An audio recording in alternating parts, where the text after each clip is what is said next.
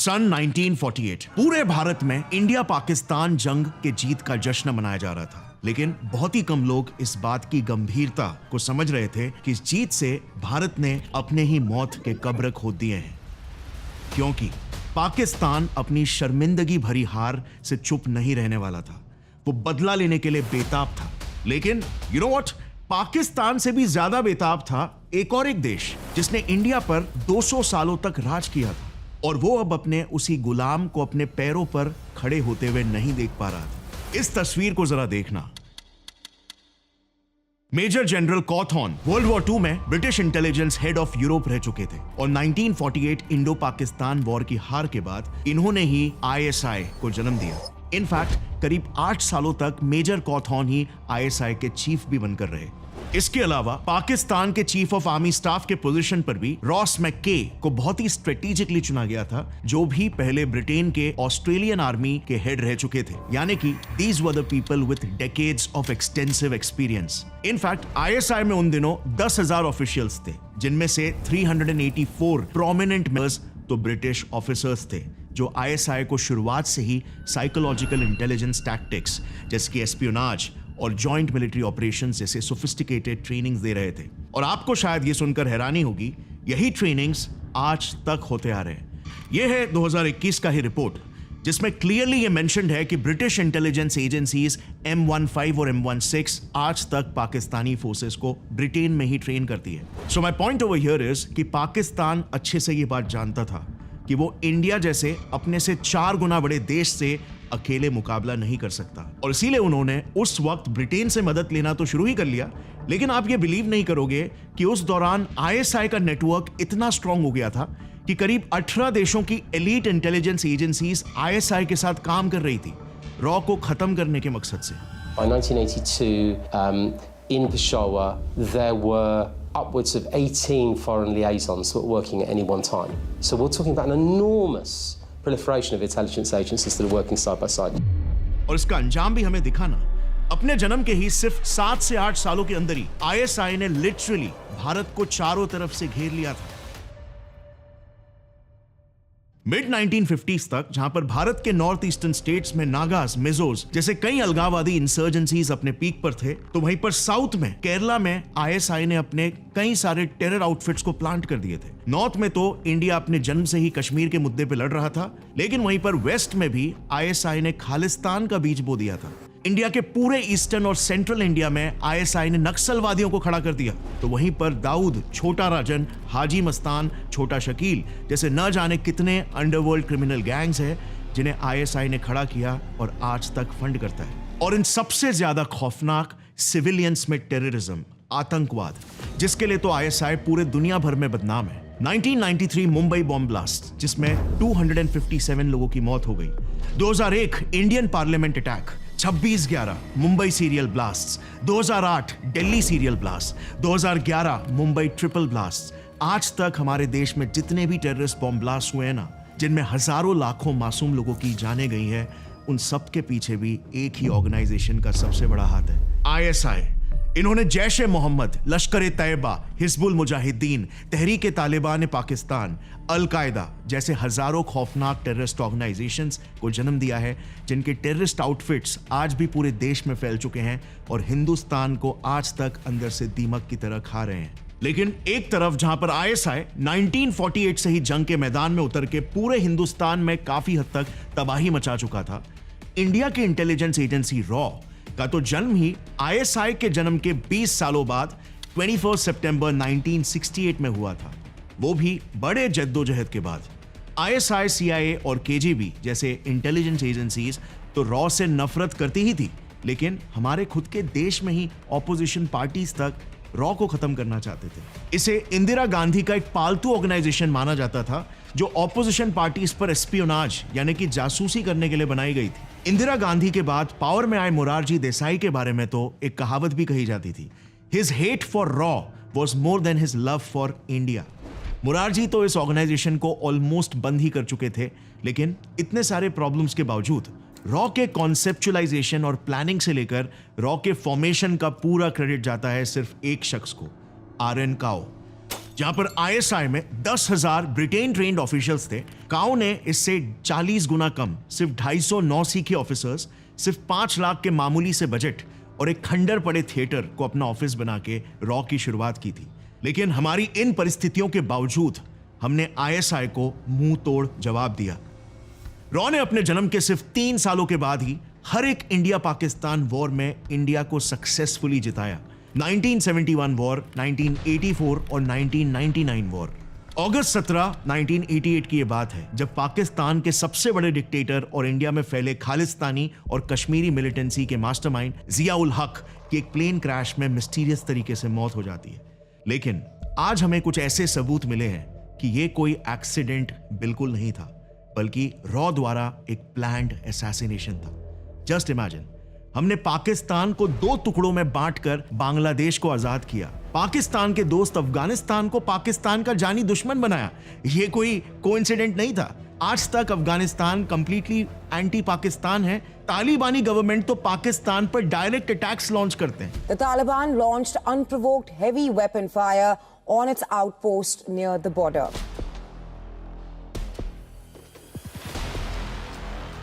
और तो और रॉ ने ही पाकिस्तान के टेररिस्ट फंडिंग्स को दुनिया के सामने एक्सपोज करके पाकिस्तान को ग्लोबली ब्लैकलिस्ट भी करवा दिया है। लेकिन क्या आपके दिमाग में यह सवाल नहीं आ रहा कि आईएसआई को रॉ से 20 साल ज्यादा एक्सपीरियंस था? सारे के सारे जितने भी international powerful foreign intelligence agencies थे वो तो आईएसआई को बैक कर रहे थे, उन्हें ट्रेन कर रहे थे।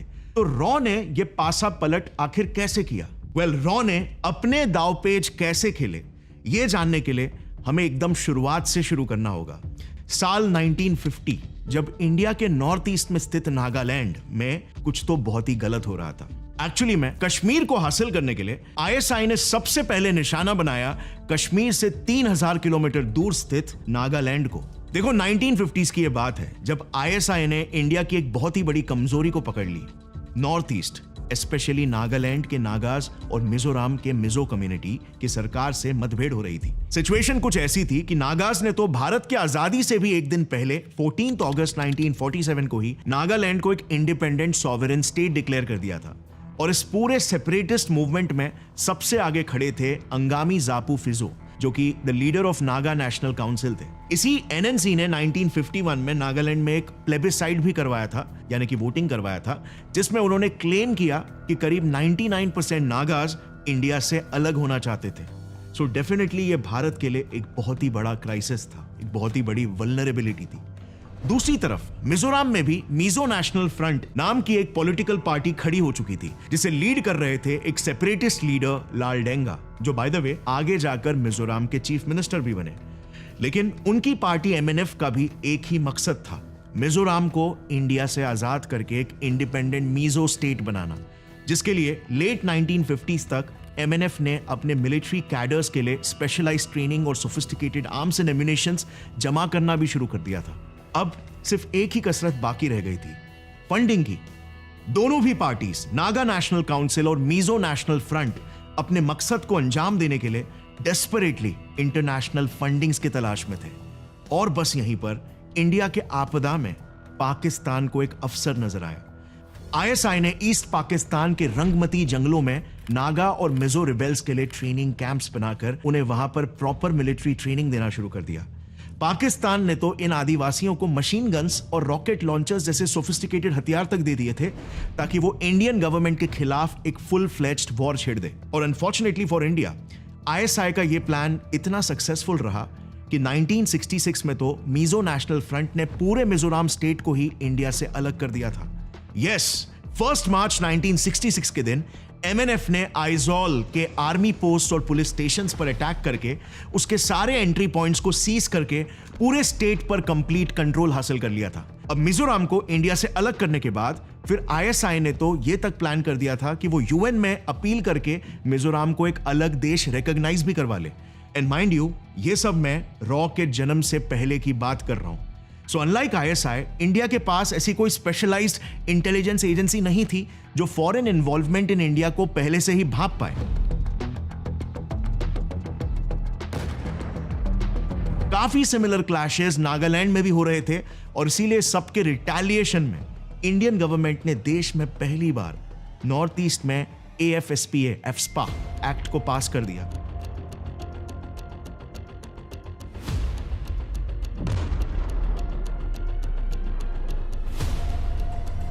जिससे इस रीजन में स्टेबिलिटी तो आ गई, लेकिन at what cost?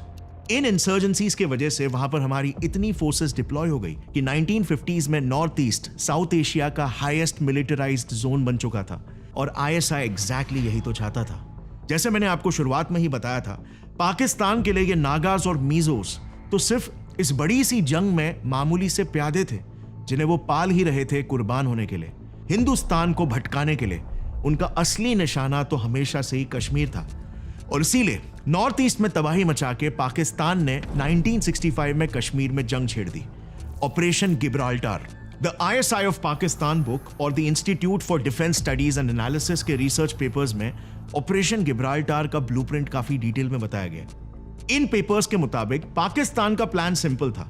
ISI trend Pakistani soldiers और रजाकार्स यानी कि पीओके के सिविलियंस को मिलिट्री ट्रेनिंग देकर एक आर्मी खड़ी की जाएगी जो जम्मू एंड कश्मीर में लोकल कश्मीरीज के भेस में घुसकर उनमें एक आंदोलन का माहौल खड़ा करेगी। इससे दो चीजें होंगी, एक तो जम्मू एंड कश्मीर के सिविलियंस को मिलिट्री सपोर्ट देकर भारत के खिलाफ एक जंग के लिए तैयार किया जाएगा, और दूसरी बात, इससे ग्लोबली एक स्ट्रॉन्ग मैसेज जाएगा कि कश्मीर के खुद के लोग इंडिया से अलग होना चाहते हैं।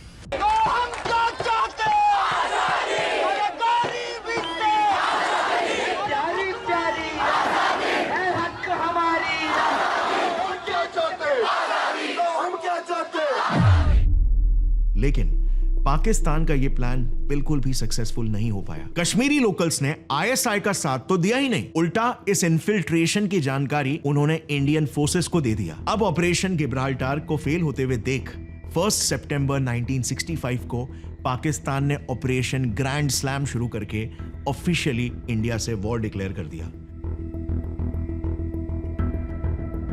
उन्होंने जम्मू के अखनूर सेक्टर में हमला कर दिया। इसके रिटेलिएशन में इंडियन आर्मी ने तो लाहौर को ही अपने कब्जे में ले लिया था। अब अपने एक बड़े शहर को खोते हुए देख ऑफ कोर्स पाकिस्तान ने ऑफिशियली हार मान लिया और इंडिया ये जंग जीत गया। लेकिन इसके बावजूद पाकिस्तान की एक बात तो माननी पड़ेगी, 1965 तक आईएसआई को फॉर्म होकर 20 साल भी नहीं हुए थे कि आईएसआई ने इंडियन फोर्सेस को 2 वॉर फ्रंट्स में सक्सेसफुली ऑक्यूपाई कर लिया था। नॉर्थ ईस्ट में नागा और मीजो इंसर्जेंसी और जम्मू एंड कश्मीर में इंडो पाकिस्तान वॉर। भले इन दोनों भी फ्रंट्स में इंडिया ने ईंट का जवाब पत्थर से जरूर दिया, लेकिन माय पॉइंट इज इंडिया हर बार पाकिस्तान को सिर्फ जवाब दे रहा था, पाकिस्तान से एक कदम आगे नहीं चल रहा था। आइडियली तो हमें पाकिस्तान की हर एक चाल की खबर ये सारा कांड होने से पहले ही होनी चाहिए थी, राइट? लेकिन हमारी सेंट्रल गवर्नमेंट और हमारे तब के इंटेलिजेंस एजेंसी आईबी काफी बार कंप्लीटली क्लूलेस हुआ करती थी, और इसके पीछे का मेन रीजन ये था कि आईबी को तो ब्रिटिशर्स ने हमेशा से ही सिर्फ इंटरनल सिक्योरिटी के लिए ही ट्रेन किया था। इंडिया में ब्रिटिश सरकार के खिलाफ प्रोटेस्ट को कर्ब करने के लिए, रोकने के लिए, इंडिया को बाहरी एक्सटर्नल थ्रेट से प्रोटेक्ट करने के लिए बिल्कुल भी नहीं ट्रेन किया गया था। और भूलो मत, इस वीडियो में तो मैं सिर्फ आईएसआई वर्सेस रॉ की बात कर रहा हूं। इसी टाइम फ्रेम में सीआईए और केजीबी भी इंडिया में काफी सारे कोवर्ट ऑपरेशंस कंडक्ट कर रहे थे। 1962 में तो इंडो चाइना वॉर भी हुआ था, और फिर 1966 में यानी कि इंडो पाकिस्तान वॉर के बस एक ही साल बाद हमारे देश के 2 सबसे वीर और नेशनलिस्ट लीडर्स का कोल्ड ब्लडेड मर्डर कर दिया गया था, लाल बहादुर शास्त्री जी और होमी जहांगीर बाबा जी। लेकिन हमारी आईबी को अगेन इस बात की भनक तक भी नहीं थी। अब raw versus CIA, the most brutal cold war in Indian history के बारे में मैंने ऑलरेडी एक काफी डिटेल वीडियो बना रखा है, जो बहुत ही इंटरेस्टिंग है और बहुत ही कम लोगों को ये बातें पता है, क्योंकि इसमें इतनी सारी पहेलियां हैं जो आज तक पब्लिकली कभी सामने आने ही नहीं दी गई।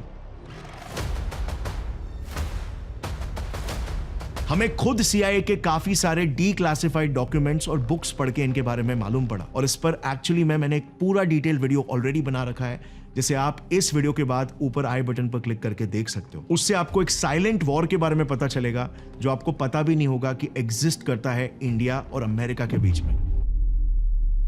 मेरे कहने का मतलब यह है कि नॉर्थ ईस्ट इंसर्जेंसी और 1965 इंडो पाकिस्तान वॉर में ऑन पेपर आईएसआई को सक्सेसफुली हराने के बावजूद यह इंडिया के लिए एक बड़ा इंटेल फेलियर था, जिसे दोबारा होने से हमें हर हाल में रोकने के लिए हमें जरूरत थी आईबी के अलावा एक स्पेशलाइज्ड इंटेलिजेंस यूनिट के होने की, जो मेजरली इंटरनेशनल थ्रेट्स पर नजर रखे और इंडिया को पहले से ही चेतावनी दे दे। और इसीलिए शास्त्री जी के डेथ के बाद इंदिरा गांधी देश की प्रधानमंत्री बनी थी, और तब उन्होंने आईबी के एक टॉप ऑफिसर जो पीएम नेहरू के सिक्योरिटी एडवाइजर भी रह चुके थे, आरएन काओ से इस पर एक सोल्यूशन मांगा, इस पर तुरंत काम करते हुए काउ ने सिर्फ 60 दिनों के अंदर 21 सितंबर 1968 को पीएम इंदिरा गांधी के सामने एक डिटेल्ड ब्लूप्रिंट पेश कर दिया। The blueprint of India's most elite external intelligence agency, research and analysis wing raw, जिसका सिर्फ एक ही मकसद था, धर्मो रक्षति रक्षतः, यानी कि धर्म की रक्षा हर हाल में करना है। और बस इसी मोटो के साथ रॉ आईएसआई के सामने मैदान में उतर गया। अब जैसे आईएसआई ने इंडिया की सबसे बड़ी कमजोरी नॉर्थ ईस्ट को पकड़कर उसे हमारे ही खिलाफ एक्सप्लॉइट किया था, ठीक वैसे ही रॉ ने भी आईएसआई के साथ किया। और पाकिस्तान की सबसे बड़ी दुखती नब्ज क्या थी आपको पता है? ईस्ट पाकिस्तान। और इसीलिए रॉ ईस्ट पाकिस्तान पर काफी समय तक घात लगाकर बैठ गया, एक परफेक्ट अपॉर्चुनिटी के लिए, जो परफेक्ट अपॉर्चुनिटी 1971 में उन्हें मिल भी गई। साल 1970 पाकिस्तान जनरल इलेक्शंस में ईस्ट पाकिस्तान के शेख मुजीबुर रहमान की पार्टी अवामी लीग 169 में से 167 सीट से जीत गई। लेकिन प्रेसिडेंट जुल्फिकार अली भुट्टो इससे बिल्कुल भी खुश नहीं थे, क्योंकि वो दूसरे पार्टी पीपीपी से थे। और इसीलिए इतने बड़े स्वीपिंग विक्ट्री के बाद भी उनके आर्मी चीफ जनरल यहाया खान और प्रेसिडेंट भुट्टो ने पावर ट्रांसफर करने से मना कर दिया। जाहिर है वेस्ट पाकिस्तान की इस हरकत से ईस्ट पाकिस्तान की जनता बिल्कुल भी खुश नहीं थी। पूरे देश में इतने दंगे फसाद होने लगे, सिचुएशन ऑलमोस्ट सिविल वॉर जैसा ही हो चुका था। और आखिर में ईस्ट पाकिस्तान ने मार्च 1971 में खुद को पाकिस्तान से आजाद डिक्लेयर कर दिया। इसके बाद तो पाकिस्तान की सरकार तिलमिला सी गई। उन्होंने शेख मुजीबुर रहमान को देशद्रोही बता के अरेस्ट करवा लिया और प्रोटेस्ट दबाने के लिए पाकिस्तानी आर्मी ने घरों में घुसकर बंगाली स्पीकिंग पॉपुलेशन का मास मर्डर और रेप्स कमिट करना शुरू कर दिया। उनकी हालत बद से बदतर होती जा रही थी।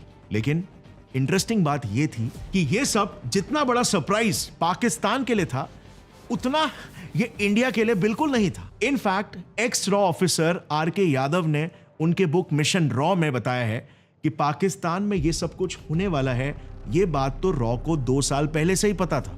यस, मिड 1970s में लंदन के एक रॉ एसेट ने हमें एक टिप दी थी कि उसे खुद एक पाकिस्तानी डिप्लोमैट ने ही बताया कि जल्द ही ईस्ट बंगाल में मिलिट्री एक्शन होने वाला है। यह रिपोर्ट मिलते ही आर.एन. काउ ने तुरंत पीएम इंदिरा गांधी के साथ एक मीटिंग बिठाई और उन्हें पाकिस्तान के ओवरऑल पॉलिटिकल सिचुएशन पर ब्रीफ किया।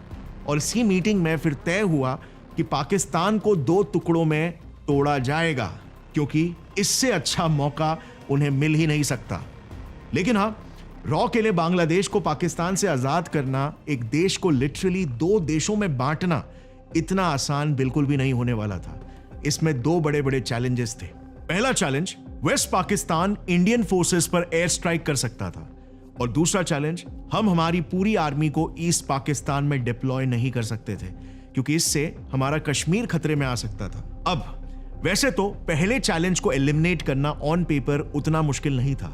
मतलब अगर रॉ इंडियन एयर स्पेस को पाकिस्तान के लिए कट ऑफ कर देता तो Pakistani air force Indian air space से डायरेक्ट फ्लाई कैसे कर पाती। बट मेन प्रॉब्लम यह थी कि अगर हम ये कदम उठाते तो इंटरनेशनली ये मैसेज जाता कि हम यानी कि इंडिया पाकिस्तान पर ऑफिशियली वॉर डिक्लेयर कर रहा है। सो अब रॉ का पहला मिशन था पाकिस्तान के लिए इंडियन एयर स्पेस बंद करवाना, लेकिन इसका पूरा इल्जाम भी पाकिस्तान पर ही डालना था। और मेरे हिसाब से पर्सनली ये रॉ का one of the smartest missions था, क्योंकि इसमें उन्होंने पाकिस्तान के एक एंटी इंडिया मिशन को घुमाकर पाकिस्तान के ही खिलाफ यूज कर लिया। सो जनवरी 1971 में आईएसआई ने हाशिम कुरैशी नाम के अपने एक एसेट को ट्रेन करके श्रीनगर भेजा था, इंडियन एयरलाइंस की एक प्लेन को हाईजैक करके उसके बदले में अपने कुछ 36 टेररिस्ट छुड़वाने के लिए। बाय द वे, इस प्लेन के पायलट पता है कौन थे? राजीव गांधी। सो पाकिस्तान के लिए ये एक तीर से 2 निशाना था। लेकिन इसमें जो ऑपरेशन लीड हाशिम कुरैशी था, वो एक्चुअली में एक एक्स रॉ एसेट रह चुका था, जिसे कुछ साल पहले रॉ ने ही ट्रेन करके पीओके भेजा था मुखबरी करने के लिए। लेकिन पीओके जाकर आईएसआई ने उसे फिर अपने साइड कर लिया था। सो ये खबर मिलते ही रॉ के चीफ आर.एन. काउ ने लॉन्च कर दिया इंडिया का one of the most secretive operations, operation Ganga.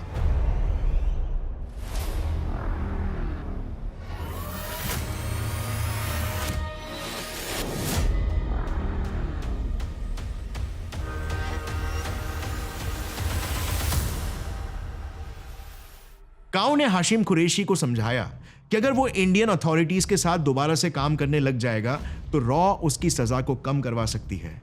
ये ऑफर सुनकर हाशिम झट से मान गया और आरएन काओ ने फिर उसे इंस्ट्रक्ट किया कि आईएसआई ने जैसे जैसे प्लान किया है अब तुझे ठीक वैसे ही करना होगा, सिवाय एक चीज के।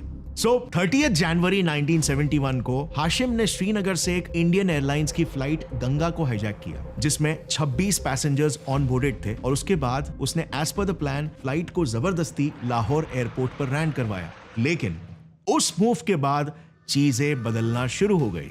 लाहौर में हाशिम ने डिमांड रखी कि वो पाकिस्तानी पीएम भुट्टो से बात करना चाहता था। इस डिमांड को पाकिस्तान ने तुरंत पूरा किया। भुट्टो उससे मिलने आए और फिर ये पीएम और टेररिस्ट की मीटिंग दुनिया भर में ब्रेकिंग न्यूज बन गई। अब इस मीटिंग में एग्जैक्टली क्या हुआ उसके डिटेल्स रॉ ने अपने किसी भी डॉक्यूमेंट में डीक्लासिफाई नहीं किया है, लेकिन बेसिकली हाशिम ने फ्लाइट के 26 पैसेंजर्स को छुड़वा दिया।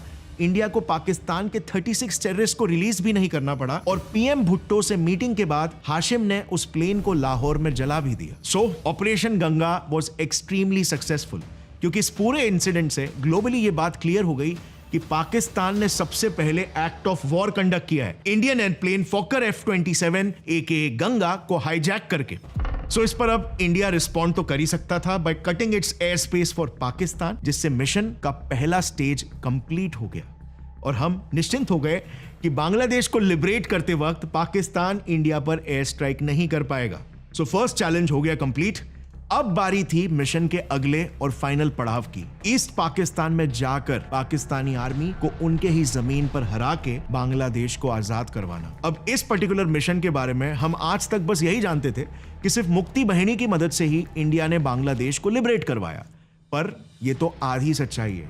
इन टोटल 3 फोर्सेस, 3 बहिनीज इस मिशन में इन्वॉल्व थी। एक मुक्ति बहिनी, दूसरी मुजीब बहिनी और तीसरी कादिर बहिनी। और मजे की बात बताऊं, इनमें से एक बहिनी तो बांग्लादेशी फोर्सेस से ही बनी थी, जो बांग्लादेश को आजाद करवाने के लिए इंडिया ने बनवाई थी।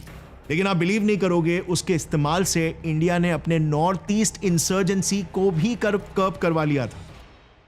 अराउंड मिड 1971 की बात है। रॉ ने सुंदरबन के जंगलों में कई आर्मी ट्रेनिंग कैंप्स को खोले और बांग्लादेशी सिविलियंस को पाकिस्तानी आर्मी से लड़ने के लिए ट्रेन करना शुरू कर दिया। ये फोर्सेस 3 ग्रुप्स में डिवाइडेड थी। पहली मुक्ति बहिनी, जो फोर्स इंडियन आर्मी के साथ वेस्ट बंगाल के रास्ते से घुसकर हमला करने वाली थी। दूसरी मुजीब बहिनी, जो फोर्स एक्चुअली में ऑलमोस्ट हमारे पैरा एसएफ फोर्सेस जितने वेल ट्रेन्ड सोल्जर्स थे, लेकिन इनका एंट्री पॉइंट इंडिया ने बड़े ही स्ट्रेटेजिकली मिजोरम में सेट किया था, जिसके बाजू में ही उनका पहला ऑब्स्टिकल था रंगमती कैंप।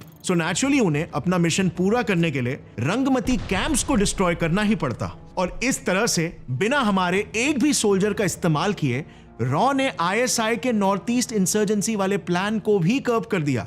एक तीर से 2 शिकार। और फाइनली तीसरी फोर्स थी कादिर बहिनी, जिसमें 16,000 बंगाली पाकिस्तानी सोल्जर्स थे, जिन्हें पाकिस्तानी फौज ने अपने आर्मी से निकाल दिया था। इस आर्मी ने ढाका यानी कि देश के कैपिटल को ही अपने कब्जे में ले लिया और पाकिस्तानी नेवी को भी तबाह कर दिया था। इनफैक्ट अपने इस 3 फ्रंट अटैक से सिर्फ 14 दिनों के अंदर ही रॉ ने पाकिस्तान को 2 टुकड़ों में बांटकर बांग्लादेश को आजाद कर दिया। हमारी स्ट्रैटेजी इतनी वेल प्लान्ड थी कि करीब 1 लाख पाकिस्तानी सोल्जर्स को भारत के आगे सरेंडर करना पड़ा। 1 लाख। वर्ल्ड वॉर के बाद यह दुनिया का लार्जेस्ट सरेंडर माना जाता है, जिससे पाकिस्तान पूरी दुनिया के सामने एक्सपोज हो चुका था। मतलब सिर्फ आईएसआई के लिए ही नहीं, बल्कि पूरे पाकिस्तान के लिए ही ये एक बड़ी शर्मिंदगी की बात थी कि एक नई आई एजेंसी जो उनसे 20 साल बाद बनी थी, वो उनके नाक के नीचे से उनके देश को 2 टुकड़ों में बांट चुकी थी और इस बात की आईएसआई को भनक तक नहीं पड़ी। इस सक्सेसफुल बांग्लादेश लिबरेशन के बाद आईएसआई को और पाकिस्तानी आर्मी को बांग्लादेश से विड्रॉ होना पड़ गया। उन्हें बांग्लादेश में मौजूद सारे ऑफिसेस को छोड़ के जाना पड़ा और अब पाकिस्तान का इंडिया के ईस्ट साइड में कोई खास वजूद नहीं बचा। पर शायद रॉ का आईएसआई को छेड़ना एक डेयरिंग मूव नहीं, बल्कि एक गलती भी साबित हो सकती थी। अब 1971 के सक्सेसफुल मिशन के बाद सभी को लगा कि रॉ ने आईएसआई पर ऐसा घाव कर दिया है कि अभी आईएसआई वापस से इंडिया के खिलाफ आंखें उठा के नहीं देखने वाला है। बट इंटेलिजेंस एजेंसीज का गेम तो आपको पता ही है, कभी रुकता नहीं है। 24 घंटे 24/7 365 आपको सतर्क रहना पड़ता है। रॉ का आईएसआई को इस कदर छेड़ना एक बहुत ही डेयरिंग मूव साबित होने वाला था, क्योंकि अपने ऊपर लगे इस दाग को आईएसआई किसी भी हाल में मिटाना चाहती थी और इसीलिए इसके बाद सिर्फ 8 सालों के अंदर ही ISI जंग के मैदान में दोबारा से उतरी। लेकिन इस बार अकेले नहीं, बल्कि दुनिया के सबसे ताकतवर देश USA के साथ। क्योंकि इस दौर में CIA और ISI दोनों का भी दुश्मन सिर्फ एक ही था, रॉ।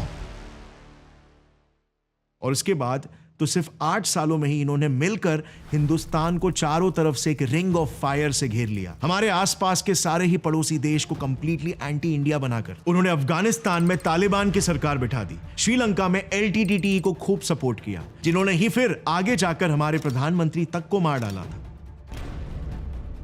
ISI ने इंडिया के सबसे अच्छे दोस्त नेपाल तक को भड़का के इंडिया के खिलाफ इस्तेमाल करके अटैक्स प्लान किए, और म्यांमार और भूटान तक से भी इंडिया के खिलाफ काम करने वाले इंसर्जेंट ग्रुप्स को सपोर्ट दिलवाया। इसके बाद हम लिटरली अपने ही देश में कैद हो चुके थे। आसपास के किसी भी देश पर भरोसा नहीं कर पा रहे थे, क्योंकि वो देश या तो पाकिस्तान के साथ मिलकर हम पर अटैक्स लॉन्च कर रहे थे या तो USA के साथ मिले थे। लेकिन रॉ ने इस बार भी अपने से बहुत ही ज्यादा पावरफुल दुश्मन और 2 दुश्मन ISI और CIA को मुंह तोड़ जवाब दिया। हमने मॉरिशस में ऑपरेशन कैक्टस, सेचिलीज में ऑपरेशन फ्लावर और ब्लूमिंग, और अफगानिस्तान और बांग्लादेश में भी ऐसे ही सीक्रेटिव ऑपरेशंस किए, जिससे कुछ ही सालों में हमने ISI के इस रिंग ऑफ फायर को नेकलेस ऑफ फ्रेंडशिप में बदल के रख दिया। इसके आगे की कहानी भी बहुत ही इंटरेस्टिंग है। रॉ के ऐसे ही खतरनाक और कोवर्ट मिशंस की वजह से एक ऐसा समय आ गया था जब हमने पाकिस्तान का ऐसा बुरा हाल कर दिया कि आप मानोगे नहीं, लेकिन ISI के चीफ को लिटरली रॉ के चीफ के सामने हाथ जोड़कर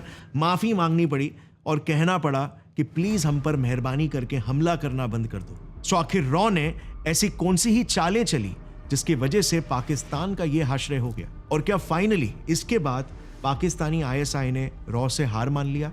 और आज के करंट सिनेरियो में ISI और रॉ का क्या डायनामिक चल रहा है? कौन ज्यादा पावरफुल है? कौन किस पर हावी हो रहा है और कौन सबज्यूगेट हो रहा है? वेल, ये लड़ाई जो दशकों से चलती आ रही है, इसे एक ही वीडियो में, एक ही एपिसोड में कंप्लीट कर पाना पॉसिबल ही नहीं था। फिर भी जितना भी खुफिया डेटा हमें मिल पाया, हमने उसे इस वीडियो में पूरी तरीके से इंटीग्रेट करने की कोशिश की, और वो भी आसान शब्दों में, कहानियों के जरिए, ताकि आपको इंडिया और पाकिस्तान के बीच की इस सीक्रेटिव जंग के बारे में पता चल सके। But the story doesn't and over here. In fact, ये तो एक बहुत ही इंटरेस्टिंग पड़ाव था रॉ की जर्नी में, जिसे हम आगे कवर करेंगे इस वीडियो के पार्ट 2 में, जो मैं बहुत ही जल्द रिलीज करूंगा इसी चैनल पर। So stay tuned for that. लेकिन आप मुझे नीचे कमेंट्स में बताना ये वीडियो आपको कैसा लगा। अगर आप भी पर्सनली इंडियन रॉ की कहानी से बहुत ही ज्यादा इंस्पायर हुए और आपको ऐसी बातें पता चली जो आपको शायद पहले नहीं मालूम थी, तो एक लाइक ठोकना और नीचे कमेंट्स में लिखो वेटिंग फॉर पार्ट 2, या सिर्फ पार्ट 2 लिख दो। ये हमें मोटिवेट करेगा पार्ट 2 को बहुत ही जल्द डालने के लिए। मिलते हैं अगले पार्ट में, तब तक के लिए टेक केयर, जय हिंद।